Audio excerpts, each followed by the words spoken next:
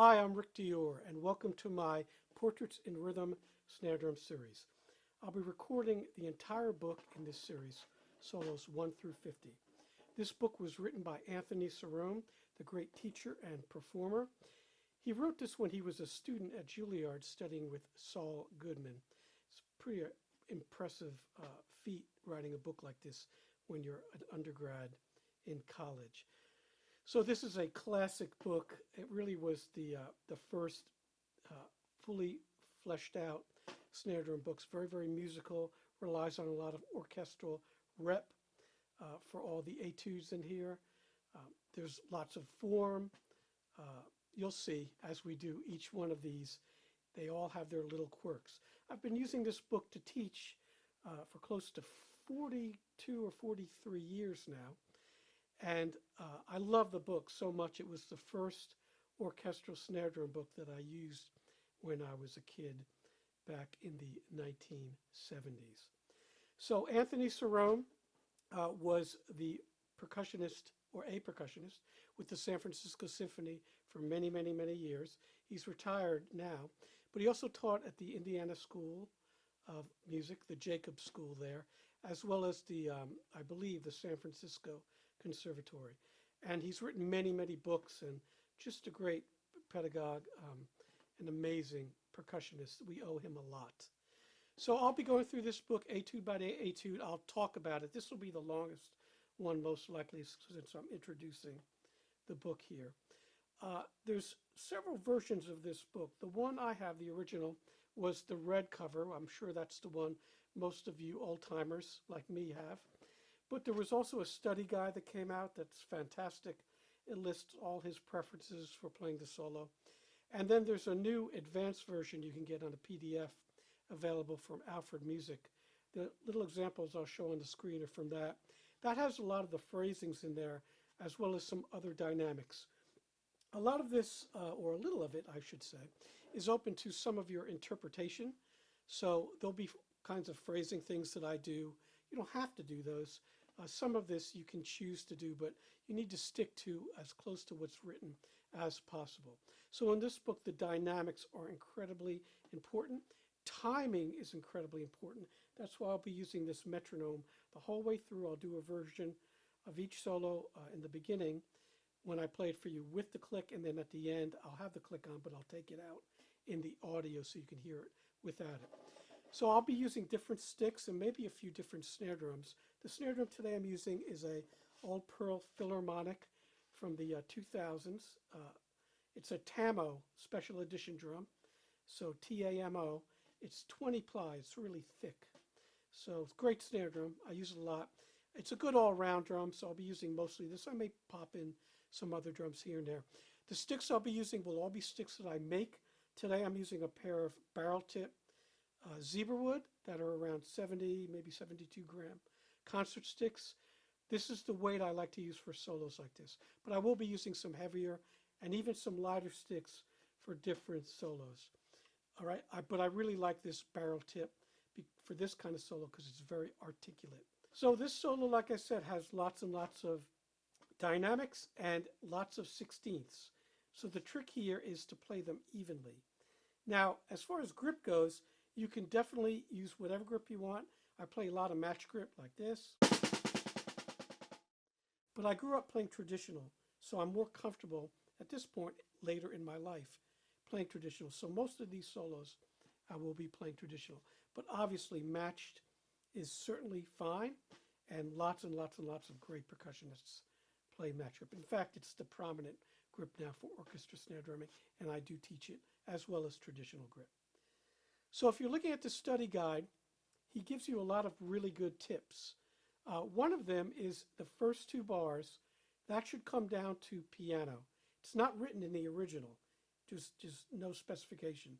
But don't come down to mezzo forte, which is the third bar. Come down to piano, then come back up. All right? That's important because there's not enough space there. You need to come down more than that. So let me play the first line for you. 1, 2, 1, 2.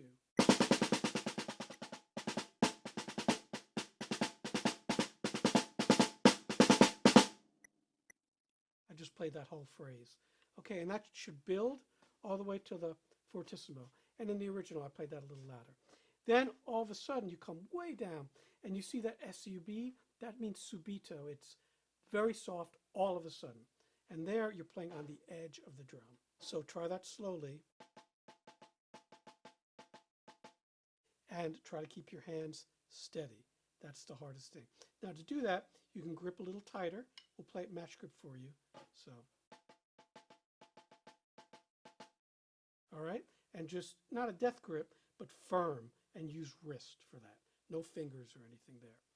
Now the third line has this figure that's very rhythmic. It's really important that you keep the rests, the 16th note rests, give them their full value, and don't rush. 1, 2, 2, 2.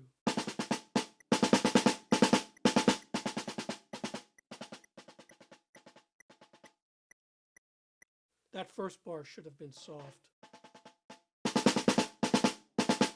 Okay, so you see the spacing there. Now, I have my students practice this part with 16ths. 1, 2, 2, 2.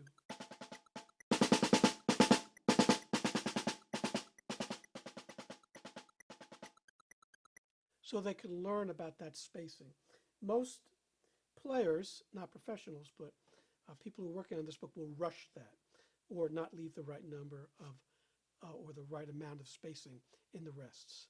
So then we come to line 4, and we just play a little into that. So this is the softest part of the whole thing. Very, very difficult. 1, 2, 1, 2.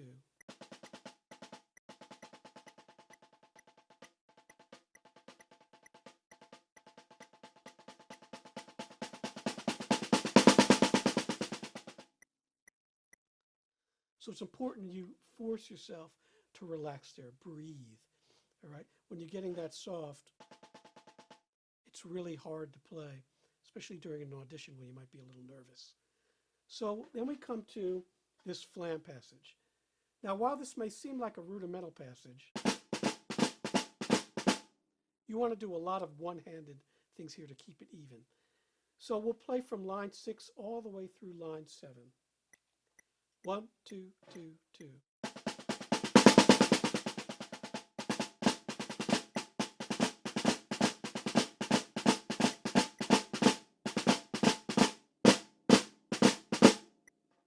And that was into line 8. But you see there how I play those flam rhythms. And make sure that tie, you don't play that note. The third bar of this line 7, that tie means you leave out the first note in the third bar.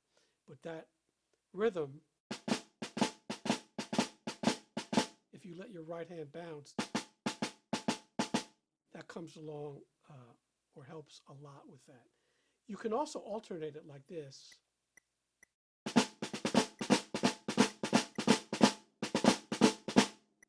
There's nothing wrong with that, but I like the evenness of doing it all with the same sticking.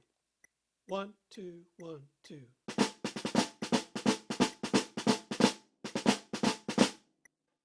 The flams sound more consistent that way.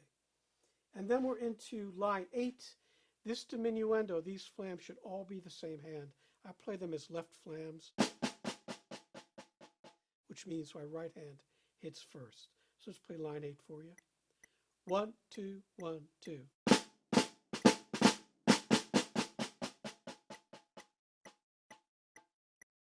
And that should disappear into the ether. Niente, nothing. That's what that means there. And then we're at line 9. All of a sudden, it's a shock. Loudest part in the piece right here. So really bring that out.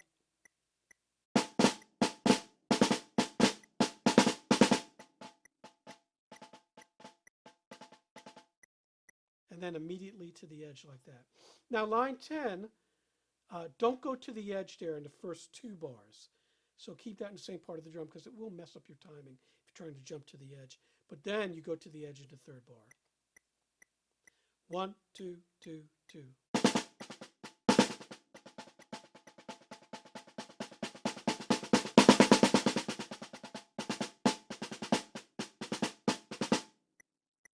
You could do a slight crescendo, very, very slight. in the last 3 bars. So that's this solo. It's actually a pretty difficult solo to start off the book with, but it's not the first one I do with my students. Actually, I'll tell you which one when we get there, because this one is fast and it's hard to play even. So maybe if Mr. Cerone was writing the book again today, he might reorder these a little. But it is a great solo and tricky. So we'll be back soon with solo number 2. I hope you enjoyed this, and we'll see you soon.